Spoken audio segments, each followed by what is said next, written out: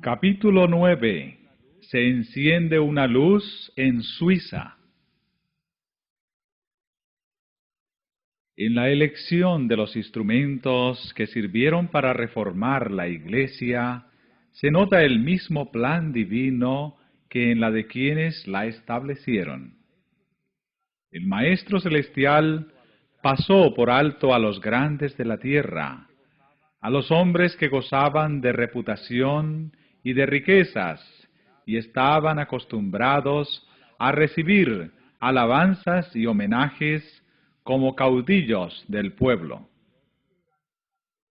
Eran tan orgullosos y tenían tanta confianza en la superioridad de que se jactaban, que no hubieran podido amoldarse a simpatizar con sus semejantes ni convertirse en colaboradores del humilde Nazareno. Fue a los indoctos y rudos pescadores de Galilea a quienes dirigió él su llamamiento.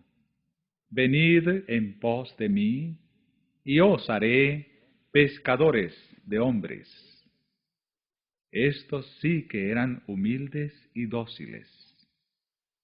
Cuanto menos habían sentido la influencia de las falsas doctrinas de su tiempo, tanto más fácil era para Cristo instruirlos y educarlos para su servicio. Otro tanto sucedió cuando la Reforma. Los principales reformadores eran hombres de humilde condición y más ajenos que sus coetáneos a todo sentimiento de orgullo, de casta, así como a la influencia del fanatismo clerical. El plan de Dios es valerse de instrumentos humildes para la realización de grandes fines. La gloria no se tributa entonces a los hombres, sino a aquel que obra por medio de ellos el querer y el hacer según su buena voluntad.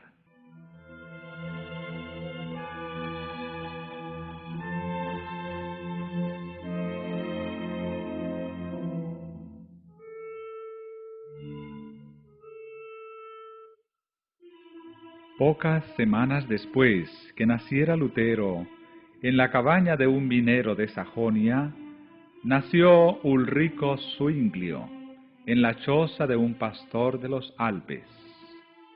La circunstancia de que Zwinglio se vio rodeado en su niñez y su primera educación contribuyeron a prepararlo para su futura misión. Criado entre bellezas naturales imponentes, quedó desde temprano impresionado por el sentimiento de la inmensidad, el poder y la majestad de Dios. La historia de las hazañas que tuvieran por teatro sus montes natales inflamó las aspiraciones de su juventud. Junto a su piadosa abuela, oyó los pocos relatos bíblicos que ella espigara entre las leyendas y tradiciones de la Iglesia. Con verdadero interés oía él hablar de los grandes hechos de los patriarcas y de los profetas, de los pastores que velaban sobre sus ganados en los cerros de Palestina, donde los ángeles les hablaron del niño de Belén y del hombre del Calvario.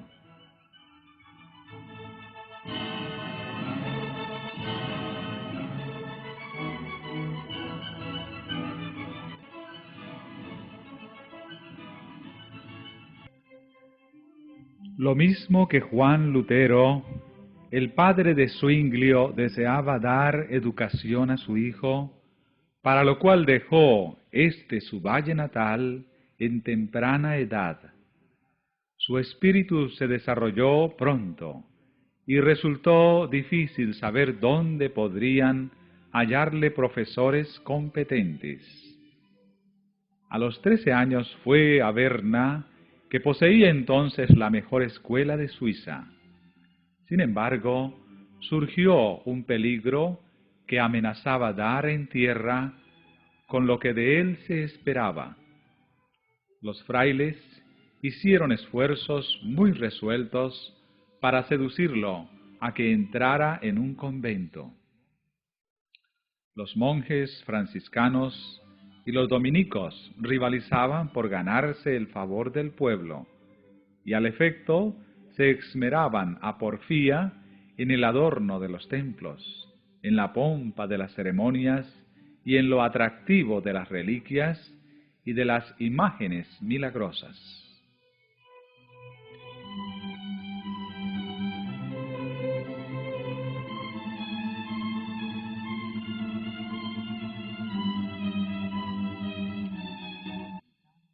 Los dominicanos de Berna vieron que si les fuera posible ganar a un joven de tanto talento, obtendrían ganancias y honra. Su tierna juventud, sus dotes de orador y escritor, y su genio musical y poético, serían de más efecto que la pompa y el Fausto desplegados en los servicios, para atraer al pueblo y aumentar las rentas de su orden. Valiéndose de engaños y lisonjas, intentaron inducir a Zwinglio a que entrara en su convento. Cuando Lutero era estudiante, se encerró voluntariamente en una celda y se habría perdido para el mundo si la providencia de Dios no le hubiera libertado. No se le dejó a Zwinglio correr el mismo riesgo. Supo providencialmente su padre cuáles eran los designios de los frailes, y como no tenía intención de que su hijo siguiera la vida indigna y holgazana de los monjes, vio que su utilidad para el porvenir estaba en inminente peligro, y le ordenó que regresara a su casa sin demora.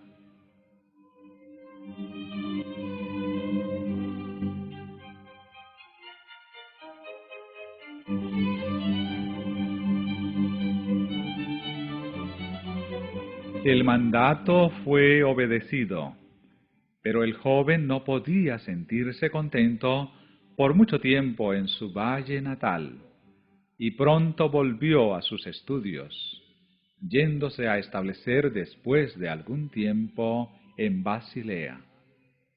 En esta ciudad fue donde Zwinglio oyó por primera vez el Evangelio de la gracia de Dios.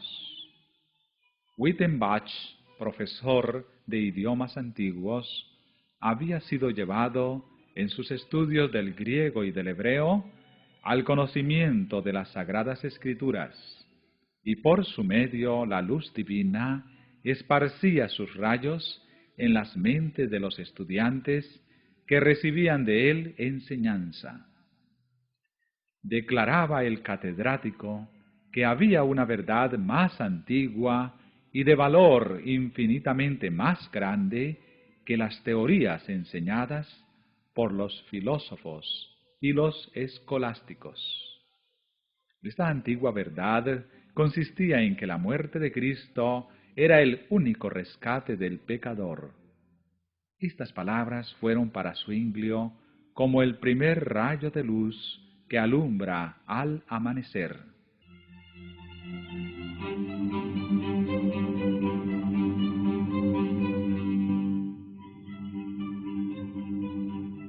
Pronto fue llamado Zwinglio de Basilea para entrar en la que iba a ser la obra de su vida.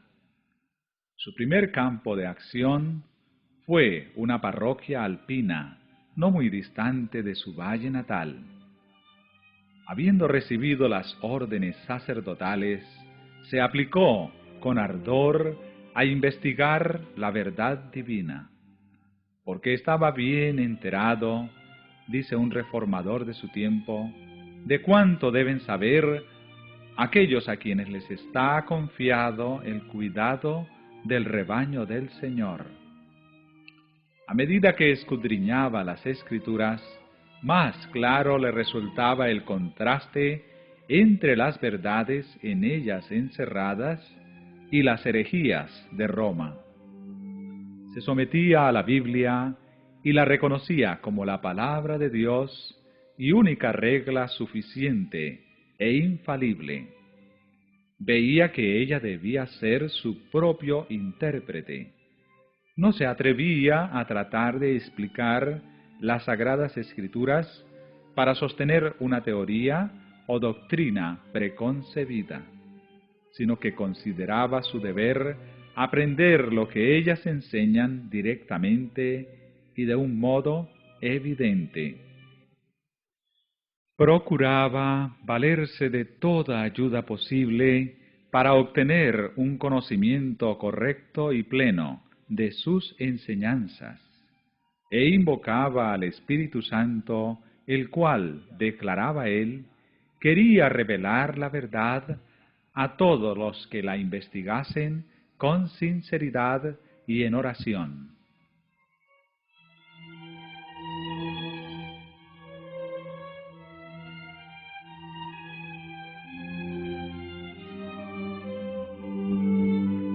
Las Escrituras, decía Zwinglio, vienen de Dios, no del hombre. Y ese mismo Dios que brilla en ellas te dará a entender que las palabras son de Dios. La palabra de Dios no puede errar, es brillante, se explica a sí misma, se descubre, ilumina el alma con toda salvación y gracia, la consuela en Dios y la humilla hasta que se anonada, se niega a sí misma y se acoge a Dios. Zwinglio mismo había experimentado la verdad de estas palabras.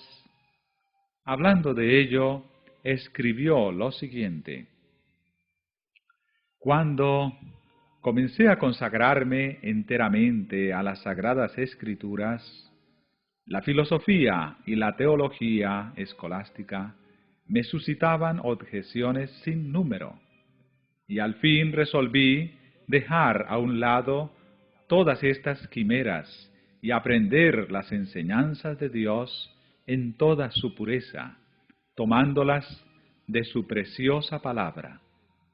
Desde entonces pedí a Dios luz, y las Escrituras llegaron a ser mucho más claras para mí.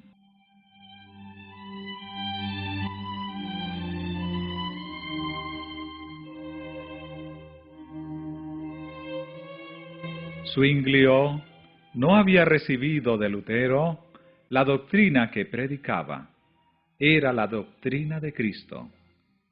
Si Lutero predica a Jesucristo, decía el reformador suizo, hace lo que yo hago. Los que por su medio han llegado al conocimiento de Jesucristo son más que los conducidos por mí. Pero no importa, yo no quiero llevar otro nombre que el de Jesucristo, de quien soy soldado, y no reconozco otro jefe. No he escrito una sola palabra a Lutero, ni Lutero a mí. ¿Y por qué? Pues para que se viese de qué modo el Espíritu de Dios está de acuerdo consigo mismo, ya que, sin acuerdo previo, enseñamos con tanta uniformidad la doctrina de Jesucristo.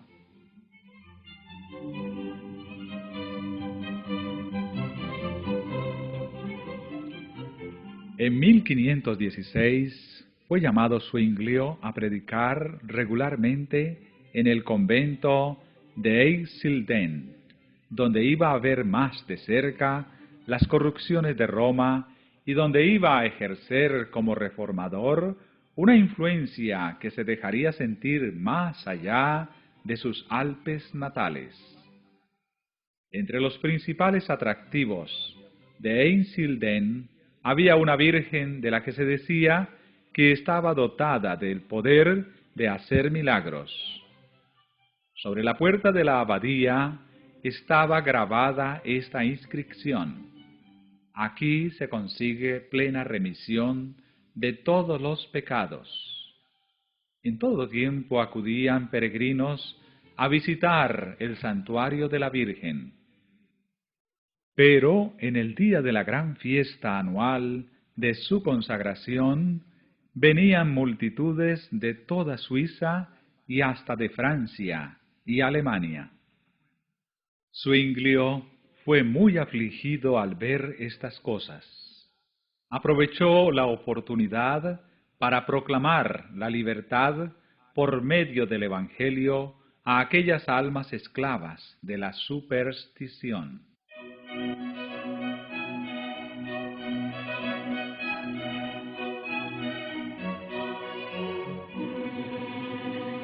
No penséis, decía, que Dios esté en este templo de un modo más especial que en cualquier otro lugar de la creación.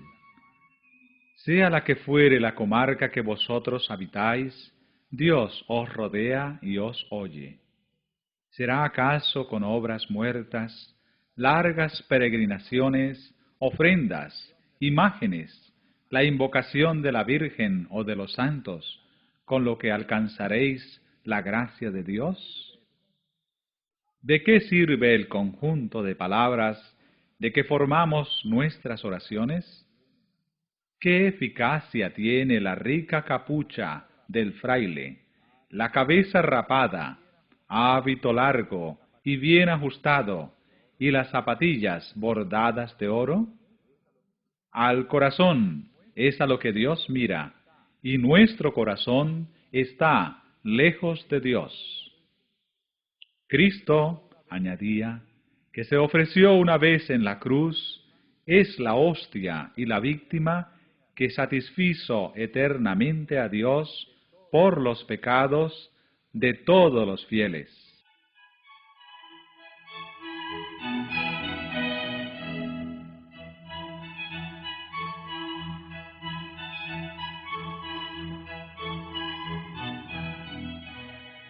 Muchos de los que le oían recibían con desagrado estas enseñanzas. Era para ellos un amargo desengaño saber que su penoso viaje era absolutamente inútil. No podían comprender el perdón que se les ofrecía de gracia por medio de Cristo. Estaban conformes con el antiguo camino del cielo que Roma les había marcado. Rehuían la perplejidad de buscar algo mejor. Era más fácil confiar la salvación de sus almas a los sacerdotes y al Papa que buscar la pureza de corazón.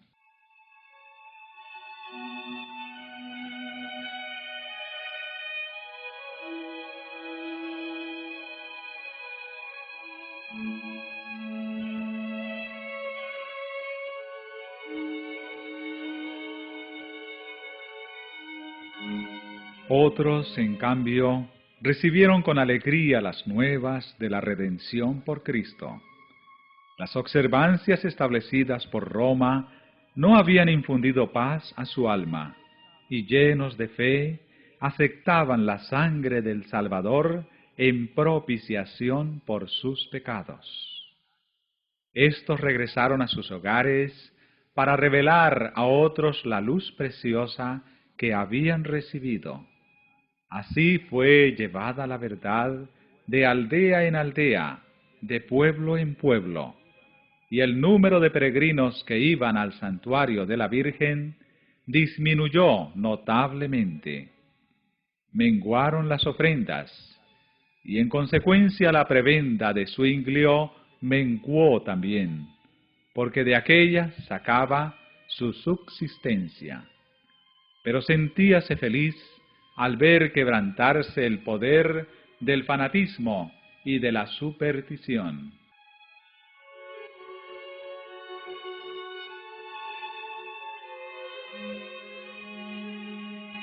Las autoridades de la Iglesia no ignoraban la obra que Zuinglio estaba realizando, pero en aquel momento no pensaron intervenir.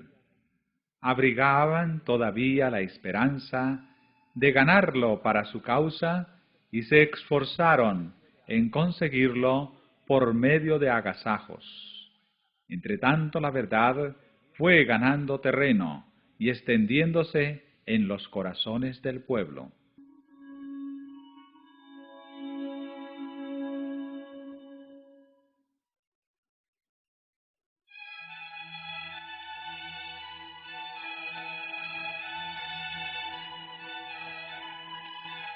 Los trabajos de Zwinglio en Eisleben le prepararon para una esfera de acción más amplia en la cual pronto iba a entrar. Pasados 3 años, fue llamado a desempeñar el cargo de predicador en la Catedral de Zúrich. Era esta ciudad, en aquel entonces, la más importante de la Confederación Suiza, y la influencia que el predicador pudiera ejercer en ella debía tener un radio más extenso. Pero los eclesiásticos que le habían llamado a Zúrich, deseosos de evitar sus innovaciones, procedieron a darle instrucciones acerca de sus deberes.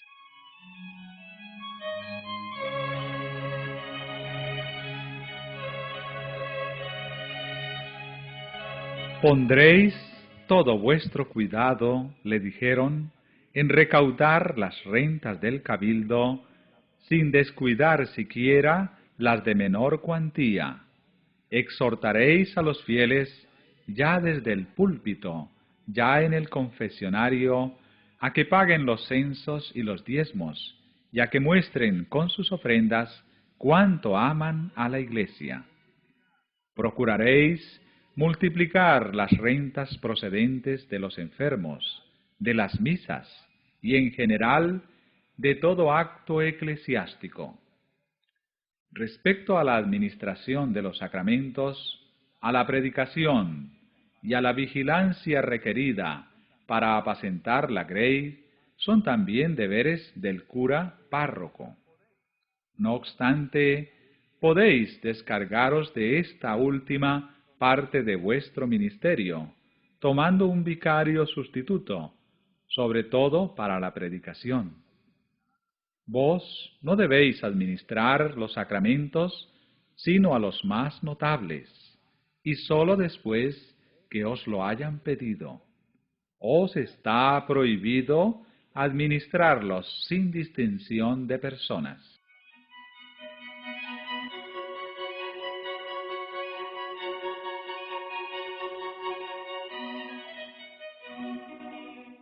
Zwinglio oyó en silencio estas explicaciones y en contestación, después de haber expresado su gratitud por el honor que le habían conferido al haberle llamado a tan importante puesto, procedió a explicar el plan de trabajo que se había propuesto adoptar.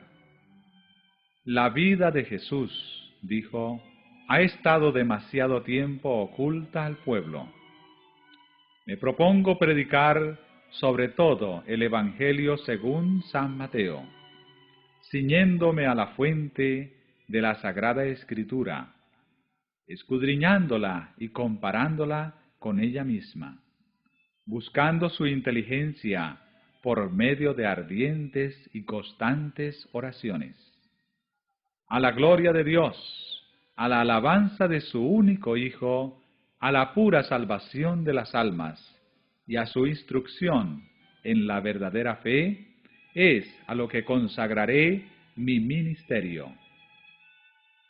Aunque algunos de los eclesiásticos desaprobaron este plan y procuraron disuadirle de adoptarlo, Zwinglio se mantuvo firme. Declaró que no iba a introducir un método nuevo, sino el antiguo método empleado por la Iglesia en lo pasado, en tiempos de mayor pureza religiosa.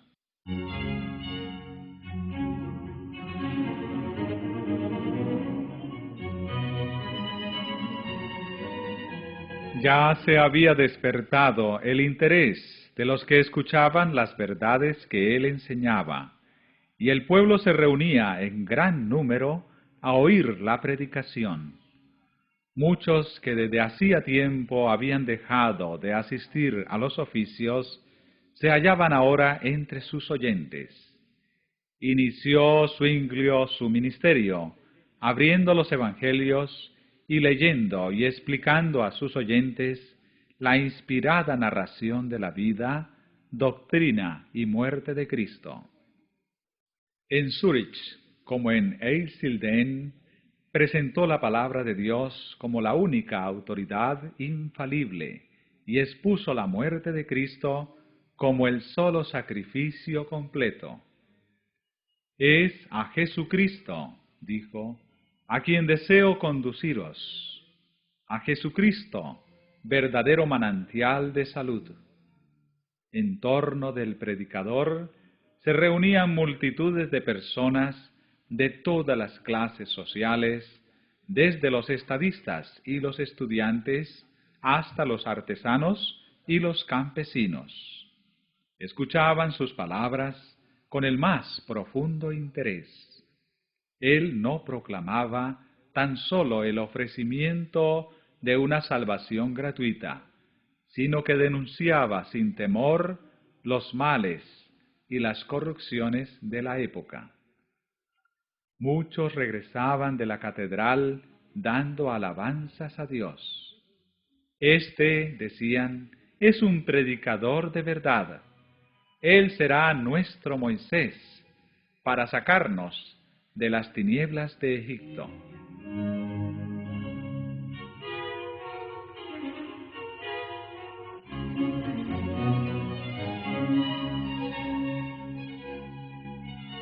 Pero, por más que al principio fuera su obra acogida con entusiasmo, vino al fin la oposición.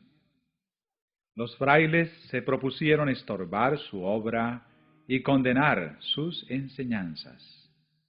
Muchos le atacaron con burlas y sátiras. Otros le lanzaron insolencias y amenazas. Empero Zuinglio todo lo soportaba con paciencia, diciendo: si queremos convertir a Jesucristo a los malos, es menester cerrar los ojos a muchas cosas.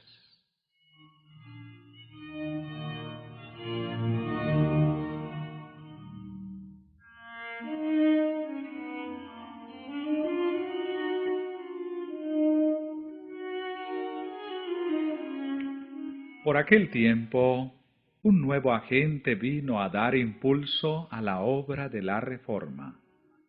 Un amigo de ésta mandó a Zúrich a un tal Luciano, que llevaba consigo varios de los escritos de Lutero. Este amigo, residente en Basilea, había pensado que la venta de estos libros sería un poderoso auxiliar para la difusión de la luz. Averiguad, dijo a Zuinglio en una carta, si Luciano posee bastante prudencia y habilidad. Si así es, mandadle de villa en villa, de lugar en lugar, y aun de casa en casa entre los suizos, con los escritos de Lutero, y en particular con la exposición de la oración dominical escrita para los seglares. Cuanto más conocidos sean, tanto más compradores hallarán. De este modo, se esparcieron los rayos de luz.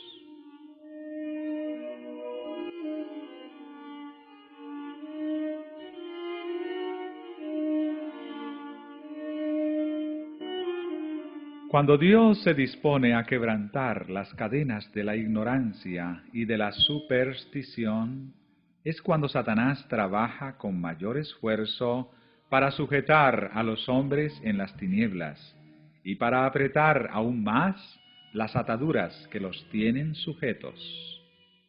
A medida que se levantaban en diferentes partes del país hombres que presentaban al pueblo el perdón y la justificación por medio de la sangre de Cristo, Roma procedía con nueva energía a abrir su comercio por toda la cristiandad, ofreciendo el perdón a cambio de dinero.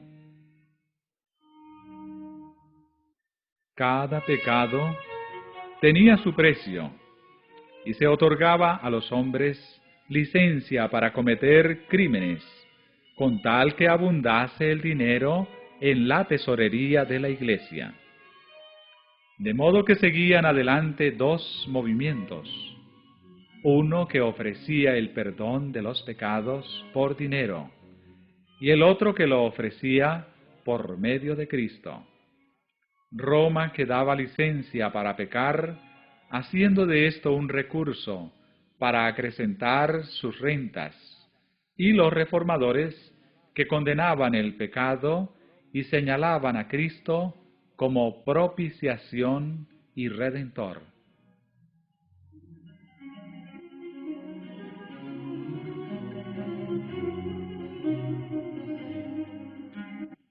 En Alemania, la venta de indulgencias había sido encomendada a los dominicos y eran dirigida por el infame Texel.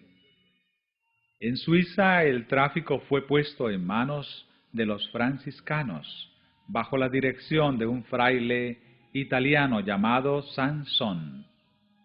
Había prestado éste ya buenos servicios a la Iglesia y reunido en Suiza y Alemania grandes cantidades para el tesoro del Papa. Cruzaba entonces a Suiza, atrayendo a grandes multitudes, despojando a los pobres campesinos de sus escasas ganancias y obteniendo ricas ofrendas entre los ricos. Pero la influencia de la Reforma hacía disminuir el tráfico de las indulgencias, aunque sin detenerle del todo. Todavía estaba Zwinglio en Eisleben cuando Sansón se presentó con su mercadería en una población vecina. Enterándose de su misión, el reformador trató inmediatamente de oponérsele. No se encontraron frente a frente, pero fue tan completo el éxito de Zwinglio al exponer las pretensiones del fraile, que éste se vio obligado a dejar aquel lugar y tomar otro rumbo.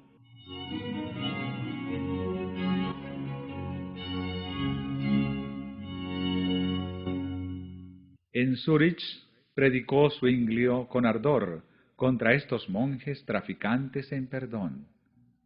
Y cuando Sansón se acercó a dicha ciudad, le salió al encuentro un mensajero enviado por el consejo para ordenarle que no entrara.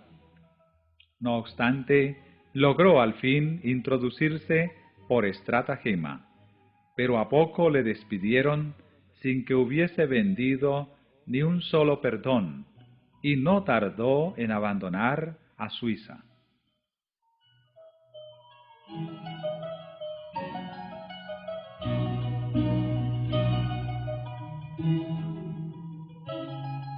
Un fuerte impulso recibió la Reforma con la aparición de la peste o gran mortandad que azotó a Suiza en el año 1519.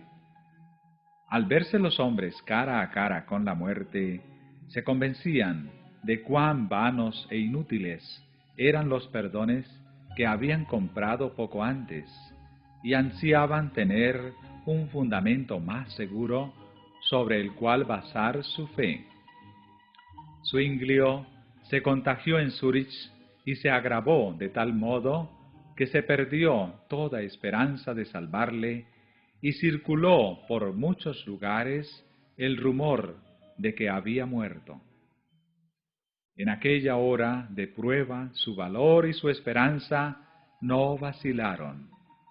Miraba con los ojos de la fe hacia la cruz del Calvario y confió en la propiciación absoluta allí alcanzada para perdón de los pecados. Cuando volvió a la vida, después de haberse visto a las puertas del sepulcro, se dispuso a predicar el Evangelio con más fervor que nunca antes, y sus palabras iban revestidas de nuevo poder. El pueblo dio la bienvenida con regocijo a su amado pastor, que volvía de los umbrales de la muerte. Ellos mismos habían tenido que atender a enfermos y moribundos, y reconocían mejor que antes el valor del Evangelio.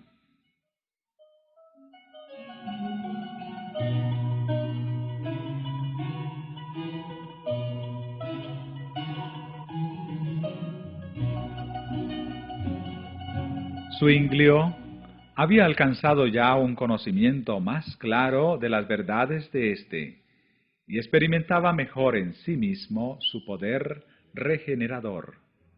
La caída del hombre y el plan de redención eran los temas en los cuales se espaciaba. En Adán, decía él, todos somos muertos, hundidos en corrupción y en condenación. Pero Jesucristo nos ha dado una redención que no tiene fin. Su muerte aplaca continuamente la justicia divina en favor de todos aquellos que se acogen a aquel sacrificio con fe firme e inconmovible. Y explicaba que el hombre no podía disfrutar de la gracia de Cristo si seguía en el pecado. Donde se cree en Dios, allí está Dios. Y donde está Dios, existe un celo que induce a obrar bien.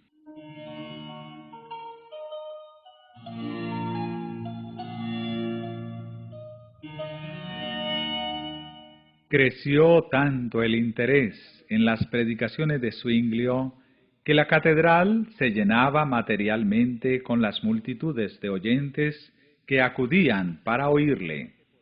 Poco a poco, a medida que podían soportarla, el predicador les exponía la verdad.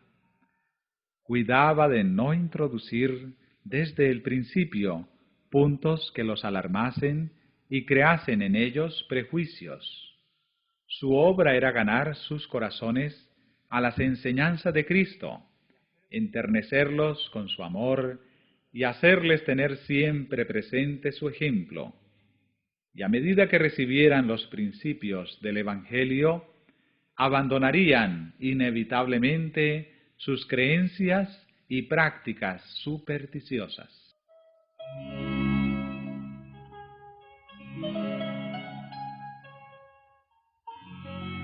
Paso a paso avanzaba la reforma en Zúrich. Alarmados los enemigos se levantaron en activa oposición. Un año antes, el fraile de Wittenberg había lanzado su no al Papa y al emperador en Worms. Y ahora todo parecía indicar que también en Zúrich iba a haber oposición a las exigencias del Papa. Fueron dirigidos repetidos ataques contra Zwinglio. En los cantones que reconocían al Papa, de vez en cuando algunos discípulos del Evangelio eran entregados a la hoguera, pero esto no bastaba. El que enseñaba la herejía debía ser amordazado. Por lo tanto, el obispo de Constanza envió 3 diputados al Consejo de Zúrich para acusar a Zwinglio de enseñar al pueblo a violar las leyes de la Iglesia, con lo que trastornaba la paz y el buen orden de la sociedad. Insistía él en que si se menospreciaba la suprema autoridad de la Iglesia, vendría como consecuencia una anarquía general.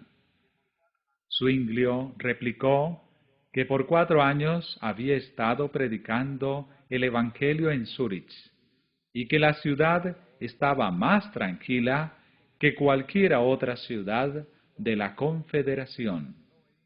Preguntó: ¿no es, por tanto, el cristianismo la mejor salvaguardia para la seguridad general?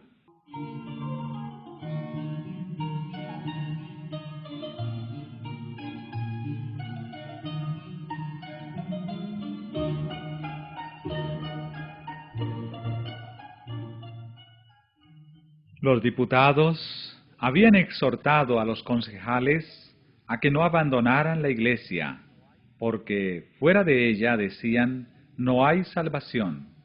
Zwinglio replicó: que esta acusación no os conmueva. El fundamento de la Iglesia es aquella piedra de Jesucristo, cuyo nombre dio a Pedro por haberle confesado fielmente. En toda nación, el que cree de corazón en el Señor Jesús se salva. Fuera de esta Iglesia y no de la de Roma, es donde nadie puede salvarse. Como resultado de la conferencia, uno de los diputados del obispo se convirtió a la fe reformada.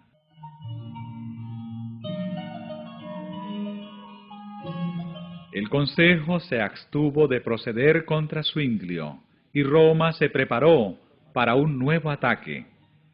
Cuando el reformador se vio amenazado por los planes de sus enemigos, exclamó: «¡Que vengan contra mí! Yo los temo lo mismo que a un peñasco escarpado teme las olas que se estrellan a sus pies». Los esfuerzos de los eclesiásticos sólo sirvieron para adelantar la causa que querían aniquilar. La verdad seguía cundiendo.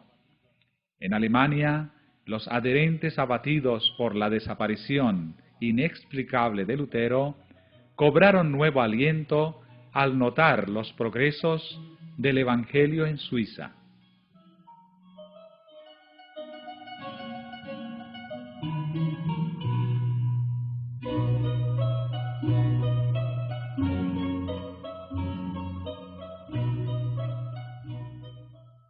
A medida que la reforma se fue afianzando en Zúrich, se vieron más claramente sus frutos en la supresión del vicio y en el dominio del orden y de la armonía.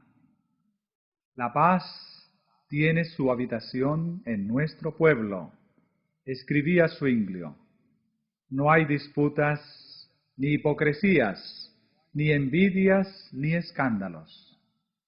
¿De dónde puede venir tal unión, sino del espíritu y de la doctrina que enseñamos, la cual nos colma de los frutos de la piedad y de la paz?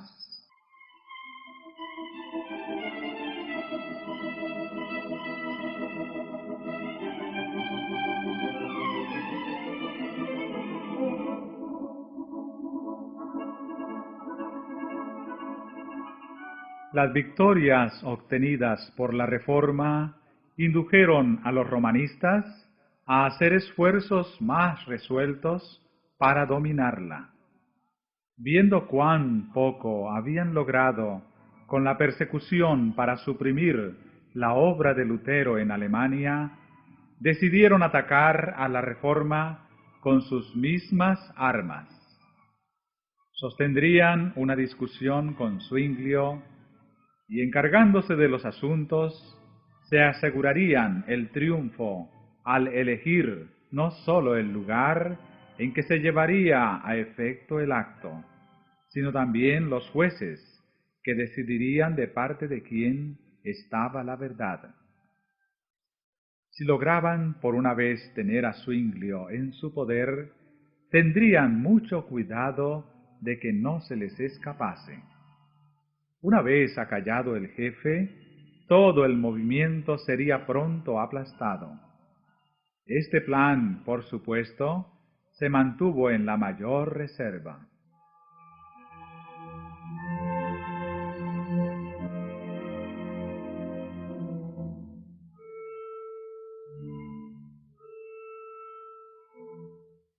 El punto señalado para el debate fue Baden, pero Zuinglio no concurrió.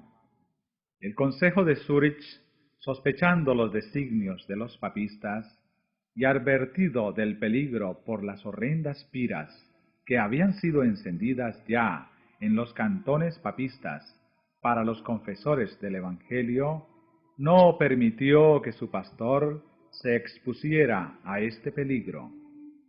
En Zúrich estaba siempre listo para recibir a todos los partidarios de Roma que ésta pudiera enviar. Pero ir a Baden, donde poco antes se había derramado la sangre de los martirizados por causa de la verdad, era lo mismo que exponerse a una muerte segura. Colin, Padio y Haller fueron elegidos para representar a los reformadores, en tanto que el famoso doctor Eck, sostenido por un ejército de sabios, doctores y prelados, era el campeón de Roma.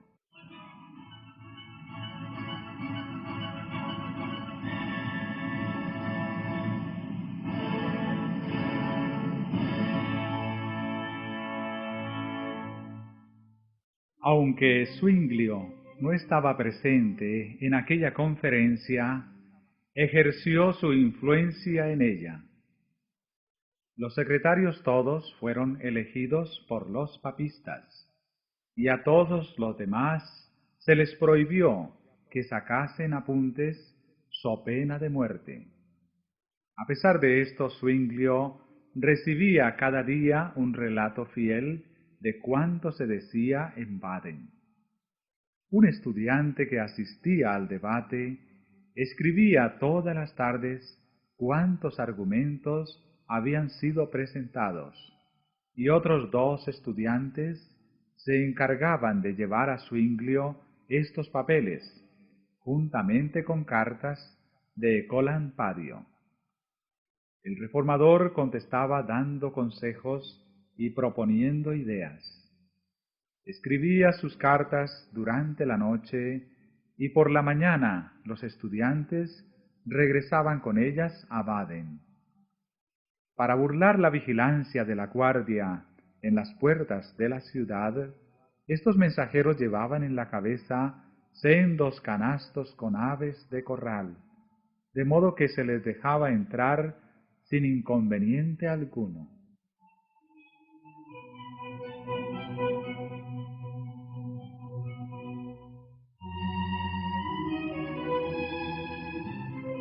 Así sostuvo Zwinglio la batalla contra sus astutos antagonistas.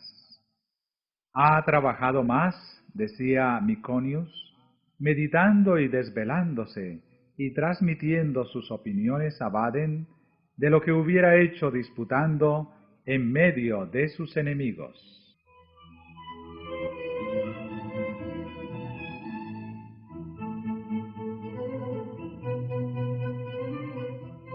Los romanistas, engreídos con el triunfo que esperaban por anticipado, habían llegado a Baden luciendo sus más ricas vestiduras y brillantes joyas. Se regalaban a cuerpo de rey, cubrían sus mesas con las viandas más preciadas y delicadas y con los vinos más selectos. Aliviaban la carga de sus obligaciones eclesiásticas con banqueteos y regocijos. Los reformadores presentaban un pronunciado contraste, y el pueblo los miraba casi como una compañía de pordioseros, cuyas comidas frugales los detenían muy poco frente a la mesa. El mesonero de Colampadio, que tenía ocasión de espiarlo en su habitación, le veía siempre ocupado en el estudio o en la oración, y declaró admirado que el hereje era muy piadoso.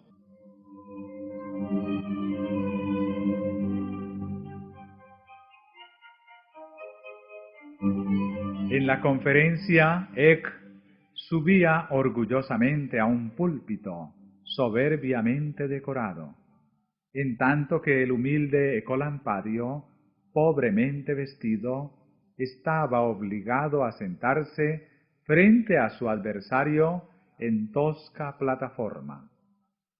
La voz estentórea de aquel y la seguridad de que se sentía poseído nunca le abandonaron.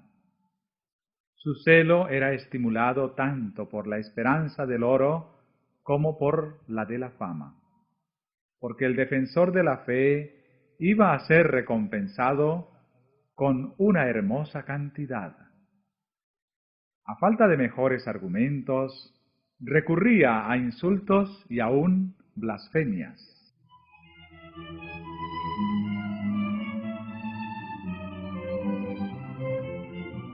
Colampadio, modesto y desconfiado de sí mismo, había rehuido el combate y entró en él con esta solemne declaración: no reconozco otra norma de juicio que la palabra de Dios. Si bien de carácter manso y de modales corteses, demostró capacidad y entereza. En tanto que los romanistas, según su costumbre, apelaban a las tradiciones de la Iglesia, el reformador se adhería firmemente a las Escrituras. En nuestra Suiza, dijo, las tradiciones carecen de fuerza a no ser que estén de acuerdo con la Constitución. Y en asuntos de fe, la Biblia es nuestra única Constitución.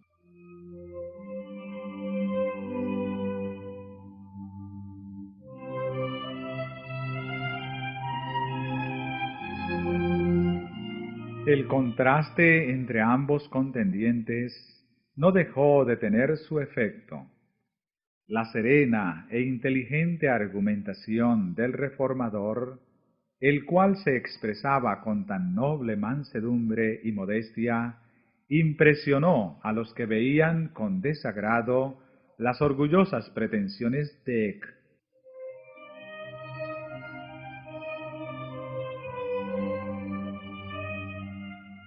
El debate se prolongó durante 18 días.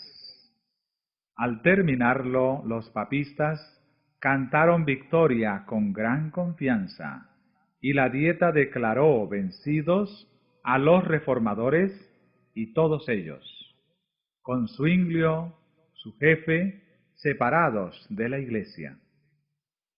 Pero los resultados de esta conferencia revelaron de qué parte estuvo el triunfo. El debate tuvo por consecuencia un gran impulso de la causa protestante, y no mucho después, las importantes ciudades de Berna y Basilea se declararon en favor de la Reforma.